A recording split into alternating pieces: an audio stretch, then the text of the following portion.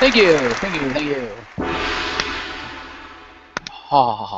And welcome to WXR. Yes, this is part 3 of our, is it 1 year anniversary? Yes, it is. Yes. For WXR, where we are reading fantasy WrestleMania 31 cards. Ladies and gentlemen, we'd like to apologize for Marcus Shadow's inability to pay attention during the last 2 videos. I don't believe you actually mentioned which anniversary it was in the first 2. Anyway. I did. Oh, you did. Okay, fair enough. My bad. I did too. Yes. No, I didn't hear you say it. But Chris Moland and James Phoenix have put up theirs, and we've discussed their cards. They were both very good. Now it is time for Marcus Shadow to weigh in. Time for me to bring forth my card. Of course, joining me, as I alluded to, James Phoenix and Chris DeMole. And hello. Hello. It should also be noted here that since we already went first, Marcus Shadow's a cheap bastard and has been editing his card this whole time. No, all I did was change the order of my card a little bit when Mole made the valid point of pacing. I was like, oh, yeah, good point. It should also be noted you edited your card after mine. I never said I edited my card after yours. You did during the break. You were like, oh, yeah, good point. I'm going to rearrange some stuff and make some edit. I moved 1 match. I'll give you that much. I switched 2 matches around just to put the Divas match higher. You're right. I did do that. Fair enough. Anyway, so, well, I'll kick things off with my pre-show match. And I came up with the idea shortly after speaking with Chris DeMole back when we were trying to come up with our cards. And, well, I liked his idea of basically WWE roster clusterfuck of people that I can't be bothered putting into any other match on the card. I was like, but Mole's doing that. I don't want to do that. So I came up with this. It is a #1 contendership match for the tag team titles, and it consists of the Wyatts, that being Harper and Rowan, the Usos, who have since lost their titles by this point, Show and Henry, because they seem to be pushing them as kind of a tag team, and because I think it'd be awesome and hilarious for them to be a tag team, and I think they'd be formidable if WWE actually let them wrestle, Adam Rose and Fandango. Fair enough. That sounds like a good match. And I figure for this one I'll make it an elimination match, because why not? It's only 1 match for the pre-show. Might as well make it a decent match. Yeah, you might as well. And yeah, that totally works as a pre-show match. I'd watch it. What do you think, Jim? I agree. I think it's a great match. I think that Adam Rose and Fandango as a tag team would be interesting. And Fandango's definitely not 11, so I guess Adam Rose would get along with them. I mean, they could dance around a lot, so it would work. I think it would be funny to see. But they have different styles. It'd be like Fandango's more classic, whereas Adam Rose is more modern, so it'll be like this clash of the dance styles. It'd be kind of cool to see how that worked out. It would. And they would have the bunny at ringside. Indeed. And please have Summer Rae back. No. I have other plans for her on the card. And please don't have Layla. I don't have Layla on the card, no. Okay. As opposed to she's not doing anything else. She could come out with Fandango if they've made up. I don't know. Yeah, fair enough. All they really need is the bunny, and they'll have the rest of the rosebuds. They won't need anybody else. They'll be covered. I want Summer Rae. She was awesome with Fandango. And she could go off and do her own stuff. Yes. Yeah. But yeah, there should be a good... I think the only concern with that is going to be the fact that the pre-show is usually only an hour, and you've got enough time for 3 teams to get eliminated. Either A, team's going to get eliminated, and by elimination, do you mean that once a guy on a team is eliminated, that team is eliminated, or both members of a team have to be eliminated? No, it's team elimination. Okay, in that case, that would work. Because you could probably go, okay, the team goes down, that would make sense.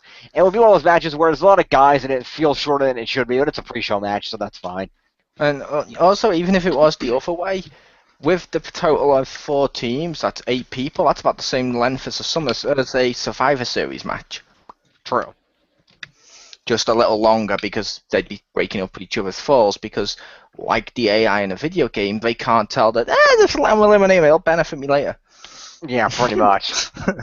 And that doesn't make it sort of because with only a 1 hour pre-show, you know that they're going to have to show a 20-minute promo for the main event, a 20-minute promo for Undertaker Sting, because you already told us it's on your card. A 20-minute promo. They're going to have to show a lot of promos, so it's going to be limited time for the pre-show match. So I don't want it to end up feeling like, oh, they're rushing through this match to get it done when all these guys are in it, because they've done that before, and it's always kind of a shame when they do. Enough. Yeah, but the matchup itself could be cool, and with WrestleMania last year, they also had other specials up on the network, so True. Mainly because they were launching the network, but they could do that again, like a look at just each feud separately. They could. Mm-hmm. And if they had to, for time, they could remove the elimination and just make it a straight-up tag match. That's true. Or 4-team tag match, which would work. That would dramatically cut the time down. I just think an elimination match would be far more interesting.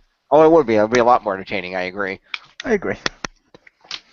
So, let's go right into WrestleMania 31, coming live from, where is it? It's in Santa Clara, California. Don't remember the name of the arena, fortunately. The Levi Stadium. That's right, the Levi Stadium in Santa Clara, and it's Claramo. But, Yep. For the theme song, I went with Hooked on a Feeling by Blue Swede. And the reason for that is because I have multiple hosts for WrestleMania, and it's the cast of Guardians of the Galaxy. Because they are, in fact, shooting a sequel. By that point in time, they should have stuff to share, and they should be promoting the movie. No. Not and really. Batista. No, they wouldn't. No, they wouldn't, but it'd still be cool to see them because they can always host, or they can always promote other stuff that they're doing with the Guardians of the Galaxy. Yeah, well, I figure they could hype the movie up, even if they don't have much of it. Maybe have like a couple of still shots or something where they could hype it up. I don't think it's due out till like 2000 something. It's like Wave 3, I believe. Oh, really? Because I thought they'd be in the middle of shooting it already. No, Oh, no, fair they enough. just signed the contract. It's like for Phase 3, I think it is. I don't know. Oh, Phase 3, okay. Well, it's still close enough to when Guardians came out. They'd still be relevant. And, again, Batista. They would. Like I said, they can always do other stuff for them. There's no reason why they couldn't. They could get whoever has time to show up. Like, I imagine Bradley Cooper would probably show up because he's been on WWE before and likes it. Vin Diesel would probably show up. So, they'd have good cast. I am Groot. Yeah, I'd love for the entirety of Guardians of the Galaxy to show up, just the Guardians. And what I'm thinking with them, Awesome. which could be a running thing. I just want to mention for the record, Guardians of the Galaxy 2 is slated to hit theaters July 28th, 2017. Okay, well, that's way out there. Okay, that is like Phase 3. My bad. Anyway, I was thinking the running thing could be because I don't actually have any of the Authority booked on this card. So I was thinking what a running bit throughout the entire WrestleMania could be is that the Authority keeps trying to do shit to the other wrestlers, like during the matches or whatever, and the Guardians they're like, we are going to be the Guardians of WrestleMania tonight. And so they like keep running interference against the Authority, which I think would work well, especially if Batista's like spearheading the whole thing, because come on, Batista v Triple H, that kind of writes itself. Yeah, that could work. I And think good. the other thing they could promote is, I believe, there's a Guardians of the Galaxy TV show coming out. Although it's not made by the same people, it's a cartoon, so it's got different voices and stuff, but it would still work. It would. So, match number 1. And I want to say this first. For all of my title matches, I've written them in such a way where I've got the challengers first and then the champions. I don't know. I don't know if that's the correct way to write it or not, but that's how I have it written. I just did them randomly because some of them I didn't know if it would still be champion at the time. Fair enough. But match number 1, we're going to kick off with Daniel Bryan, who is back with a stronger arm, and John Cena versus the Dust Brothers, Goldust and Stardust, for the WWE Tag Team Championships. As I figured, the Dust Brothers would have taken the titles off of the Usos by this point, and I figured, with John Cena basically getting destroyed by Brock Lesnar 2 pay-per-views in a row, he's kind of, oh, woe is me kind of thing. And I think it'd be kind of cool if Daniel Bryan comes back, and he comes back to try to pull Cena out of his funk, and he's like, come on, dude, you're John Cena, never give up. What happened to that? I know you got your ass kicked by Brock Lesnar, but come on, dude. You're better than this. It's like, I know what will cheer you up. I know what will show you that you still have it, that you're still John Cena. Let's get some gold around that waist. And so they decide to go for the tag team champions, and the whole storyline is Daniel Bryan trying to make John Cena see that he's still worth it. He's still John Cena. And I think they could work in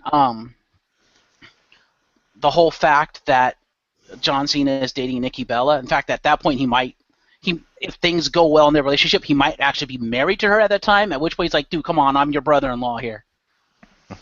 I know you. That could work. And I'm just going to cue up the effect ready to say this. I'm going to call them Team No Give Up. There you go. There you go. Also, I feel like if that was going to happen in relation to the other storyline, I feel like there should be at least several points during the course of building that feud where Daniel Bryan runs into Kane, and Kane makes some kind of comment about how even if he wins this, he still won't be the tag team champions. I can agree with that. All right, so match number 2. I've got Chris Jericho versus Bo Dallas. Yeah. Because I want to see them in a feud. I do too. That'd be awesome. I don't know what kind of match this would be, so fill it in. But I want to see them in a feud, and I want to see their feud culminate at WrestleMania. I think that'd be amazing. Because I could totally see Jericho getting taken out pretty soon so that he can go do his tour.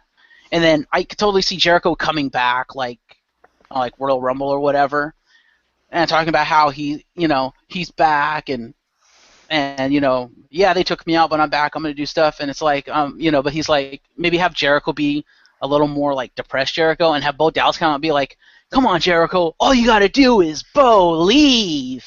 And I could just with that grin, like as Mo put it, the punchable grin. I could totally see Jericho turning out and just punching him in the face. I could totally see that. Like I said, that feud would be a pretty good feud. Ironically, Jericho also has a punchable grin at times. I could also see them possibly being a tag team with Team Punchable Grin. I'm assuming that wouldn't be their name. That's what I would forever call them. But no, I think that feud would be great, especially with their mic skills. That'd be fun. I could totally see them trying to out-sarcasm the other. Yep, that'll totally work. And Jericho, as Jim mentioned in his one, does like working with younger talent and helping put them over. So that'd be great for both. That'd be great for both Dallas. He did it with Fandango a couple of years back. Yeah. What do you think, Jim? I agree. I think it'd be a great match because Jericho could really help put Bo Dallas over, as Jericho is apt to do when he comes back from these returns. That's what he likes to do, is put over the younger talent, which is what they tried to do with Bray Wyatt. It didn't work, but yeah, I think you can really help put Bo Dallas over and get him, more established on at least the mid-card level, if not a little higher than that. And I think both guys, I haven't seen a whole lot of straight-up wrestling from Bo Dallas. Normally his matches are pretty short, but I feel like they could probably have a good one-on-one. He was the NXT champion for a reason. I'm sure they could have a good one-on-one back-and-forth, wrestling match. I think that would be really good to see at WrestleMania. I mean, the way it worked with Jericho fought Fandango, we got Fandango on the map, at least for a little while. Who's now in Marcus Shadow's pre-show. Yeah. and not on our cards at all. He was on my card. He was? The Adam Rose. How dare you, Jim, my card? That's right. You had them in a versus match. Dare you? Yeah. For shame. Uh-huh. But back to our lovely host. I wanted Fandango on the actual main card. I just didn't have any room for him, so I was like, I'll put him in the pre-show, so at least he's got a WrestleMania moment. Oh, make him win the Royal Rumble. Fandango beating Brock. Come on, that writes itself. Well, that does not write it down. That'd be the that writes ultimate itself upset. if you want Brock to retain the title in 5 seconds. Oh, that'd be the ultimate upset to make him the new Rey Mysterio as the ultimate underdog. There you go. But yes, so and then he gets a microphone and he calls out his new manager and associate saying he's saying he was right, I did it because I believed. Yeah. But back to our host. Yeah, so match number 3. I have Cesaro versus Ziggler in a last man standing match for the Intercontinental and U.S. Championship unification. Nice. Because I could totally see them getting into this big feud, especially once, like, say, Triple H announces that they're going to unify the titles. I could see them getting into a pissing contest for a while of, I should be the unified champion. I'm better than you are, Ziggler. And Ziggler being like, no, you're not. I'm the show off. I will show you off, and I will show you up. And just, going back and forth, having matches, maybe have the feud run, like, maybe a couple of months. So, like, they have a match, and, like, say, Ziggler wins. The non-title match, Ziggler wins. They have another non-title match at the second pay-per-view, which would be what? Royal Rumble, I think? Elimination Chamber? Elimination Chamber, yeah. And like, Cesaro wins, and they have this pissing contest, and Triple H comes out, he's like, you know what? Both of you shut the hell up. You're going to settle this at WrestleMania. There's going to be no excuses, because it's going to be last man standing. I will say I do like that. I think that'd be a great match. The only thing I would say, which isn't a negative, because I don't like him, I don't see Ziggler winning that at all, because Cesaro has the more impactful knockout, like the fucking uppercut and the switch. There's no way Ziggler could beat him in a last man standing. Cesaro, with his power and stuff, is designed to destroy almost. Yeah, it would still be a great match, though. It would be. It would be a great match, and I could see Ziggler selling the crap out of, like, going for a table or getting hit in the head of not hit in the head, hit in the back of a chair or something like that. Or getting hit with the King of Swing. Yeah. I think that'd be cool. What does Jim think? I agree. I think it could be a great match, because they're both... As much, if Ziggler could tone down his overselling and slow the fuck down in the ring for once, he and Cesaro could have an amazing match, because Cesaro is amazing and great in the ring. And, Ziggler's got skill. Problem is he pushes him a little too hard. He goes too fast. He goes a little too crazy, and it hurts his ability. If he calmed down and slowed down, he could have an amazing match. And I think it could be, especially last man standing, he could do all these crazy spots where he's taking him down and stuff, and do that sort of thing to make it look really impactful. While Cesaro could be, demonstrating his power, throwing Ziggler around, doing his power moves, things like that. And you could have the taunt of the swing, which Cesaro's like, he does the taunt of the swing now, but doesn't use it anymore because that's a face thing, and he taunts the fans like, I'm going to do it. Oh, no, I'm not, because I hate you. Ha. So, yeah, I think it could be a great match. All right. So match number 4, and I hope you guys like this match, because I actually really like this match.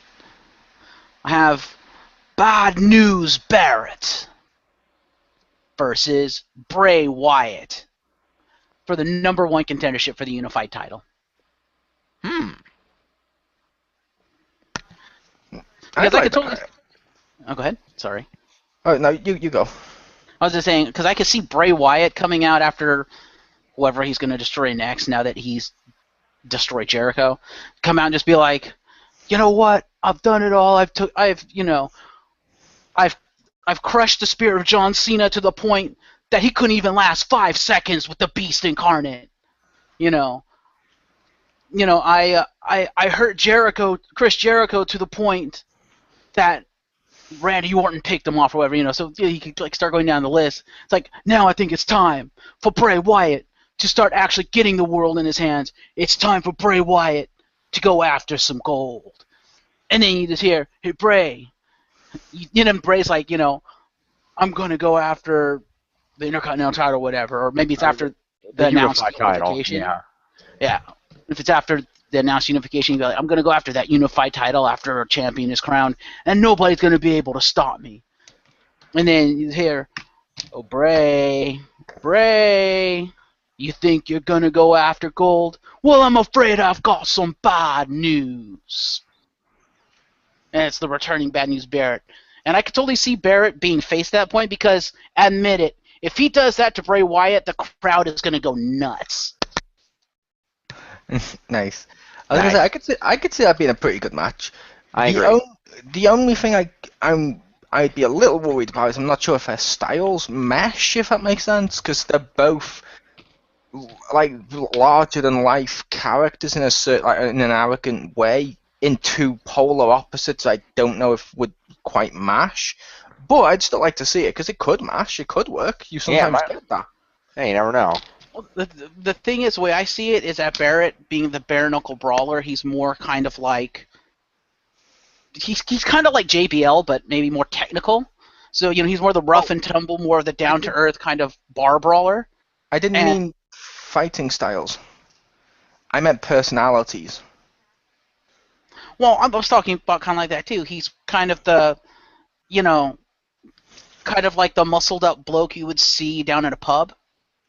And I could totally see like Bray Wyatt starting to do some of his more outlandish stuff, like his like crowd walk and stuff, and Barrett just being like, "What the crap?"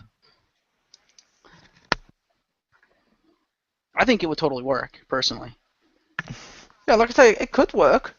I said that'd be my only concern. However, I'd still want to see it, and they've done stuff like that before. I mean, like, I don't think these two will work, and they completely work. And they've also gone the other route of, as much as I really wanted to see this matchup, Edge v Jericho may be one of the most disappointing WrestleMania matches ever, just because how the fuck was that a bad match? On paper, that's perfect. That should have stole the show.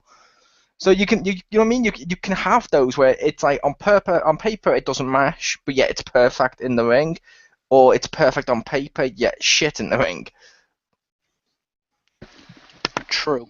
And I will admit, I did change the match while we were filming, and it's not because of anything you guys said or because I stole anything. It's because I wanted Bray Wyatt on the card, and I felt completely gutted that I could never find a spot for him on the card.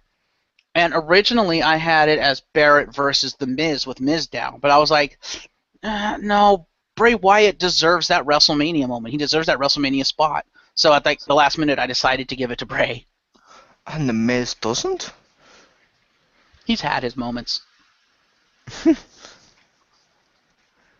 Besides, knowing The Miz, by that point in time, he's probably going to be off shooting another movie.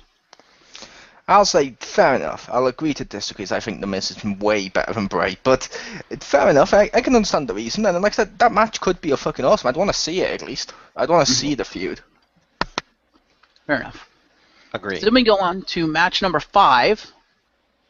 Natalya versus Paige in a submission match for the Divas Championship. Where did you come up with that? It's so original. I'll admit I didn't think of the submission match thing until you mentioned it. And I was like, yeah, that would make it a better match. But I had Natalya Paige for the title on my card. No, guys, don't worry. I'm not rubbing off your card. I'm not rubbing off your card at all. I'm just changing a match type and changing a person in a match. It's cool. And like I said, I think that match would be awesome. Paige v Natalya submission would be awesome. And the way I see this going, actually, is... and this could work regardless of who wins, but like, say, for the sake of argument, let's say Natalya wins. You have Charlotte come out, having been called up, and it's like her debut, and she's just like, Natalya, I beat you for the NXT Women's title, now I'm going to take that from you. Or if Paige wins, it's like, Charlotte could come out and be like, Paige, you and I never really had it on NXT, but I'm going to take that from you, and I'm going to show you why I replaced you. I think it would work, and I think you could start a really, really awesome Divas feud. Fair enough. I could see that. Because imagine, if you will, one of the two Divas celebrating in the ring, and you just hear, woo! The crowd would fucking explode. They would. And then when they realize it's not Ric Flair, they'll boo. No, they would still probably cheer because they would know who Charlotte is. Not based on the fact the NXT match on Raw was completely dead. Sadly. Well, to protect against that, have Ric Flair come out with her? I don't know. Yeah, like that, either would work. It's always a shame the crowd's dead for NXT. I like NXT. It's fucking awesome. And like that feud, that matchup you had is awesome. And the idea of using Charlotte in after that matchup would also be good. Yeah. What do you think, Jim?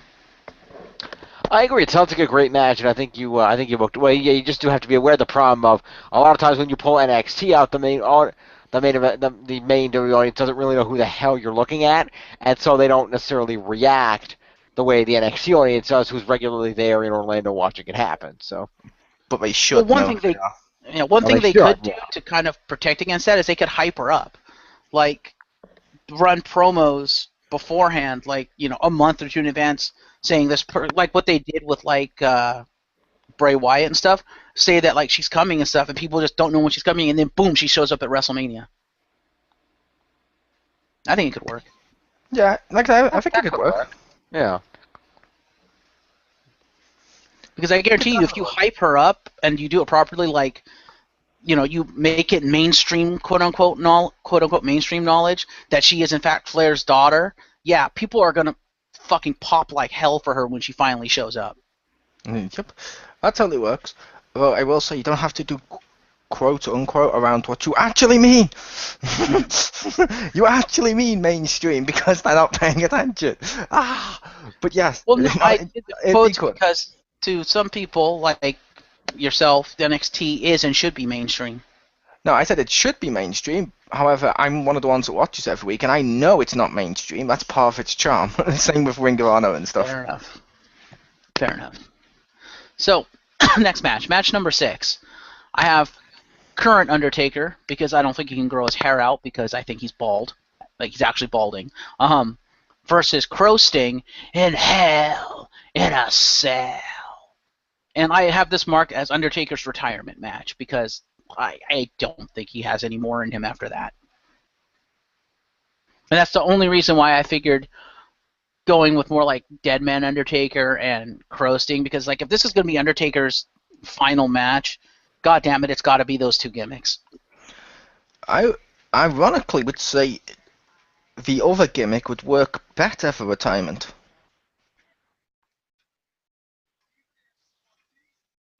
You think so? Well, think about it. If he retires like that, people see him speak, people get used to more him close to how he really is. It won't seem that far-fetched that next year he's leading the Hall of Fame, which he totally fucking deserves. This is true. I don't know, I just have in my mind for the entrance, like Sting's music hits, you see him in the his music hits, and you see a bunch of flashing lights, and the cell descends, and you see Sting in the rafters watching it descend, and after it hits, he swings down off the rafters and lands on top of the cell and just kind of stands there with the baseball bat. And then the lights go out and you hear the gong. When the lights come back up, Undertaker's in the ring. That would be good, and like I said, those gimmicks would mash well. The only thing would need tweaking, sadly, with Sting would be his entrance. Oh? WWE will not lower someone down from the rafters after Owen Hart. They've said they won't do it again. Therefore, I see him having like a Shield entrance through the crowd, so you still get that. Where's he coming from? Yeah, except that I have a feeling, and I feel it's safer because he won't be trying to go down to the ring. He would just drop down to the top of the cell. True, but so it's not like he has that far to go. True, but what went wrong with Owen Hart was when the cable snapped, he'd plummet through the cell and through the fucking ring. You think he would bust the top of the cell if he fell on it? If you could fall from it with, if he's say, let's say a 250-pound guy, and he falls from it, figure there's going to be at least 12 feet between the ceiling and him, if not more, depending on.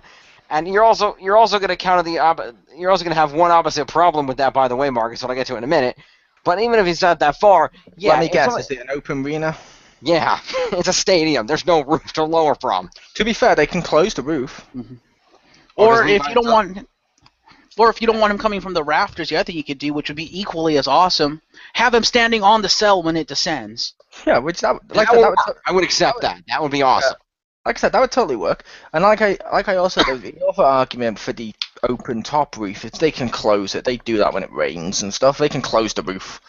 It depends on the arena. Some arenas can do that. Some stadiums cannot. It depends on how the stadium was built. Oh, I thought they all had the feature nowadays of closing roof. That's fine. Levi Stadium. Let's see. It's cool. Not all stadiums have that. Ah, fair enough. You can move on. You can move on to the next match while I'm looking at this. I'll just mention it to you guys later after the show. It's cool. You don't have to do that. You can pay attention to Marcus. I'm paying attention to Marcus. Pay attention to me. I'm paying attention to you as well. I doubt that. But anyway, match number 7. 7.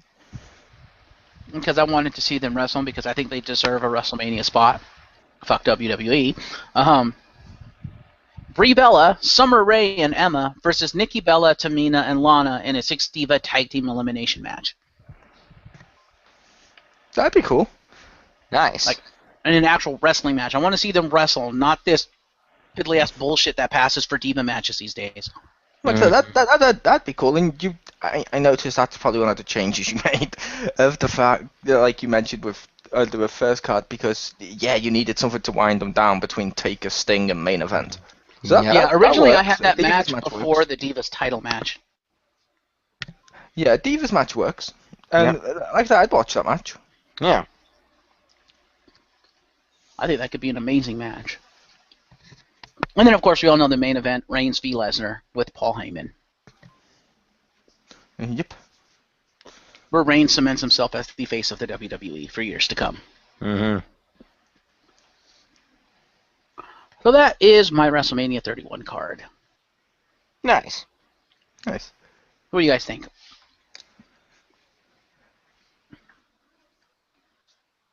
That bad, huh? No, I liked it. I was waiting for Jim to go first. I was waiting for Mom to go first. I went for, but yeah, like that, I liked the card. The little problems, like I said, which were just nitpicks, which I'd mentioned throughout it, but overall, it's still a fucking awesome card. I'd watch that WrestleMania. Yeah, it'd be a great WrestleMania. I'd watch it. It sounded like it was very balanced, a lot of good matches, a lot of unique matches I didn't think of. I thought it'd be very entertaining. I forget. You must have mentioned it. Did you mention your host? Yeah, I said the cast of the Guardians of the Galaxy. Oh yeah, now I remember. Guardians of the Galaxy. I remember with the running in. Fair enough.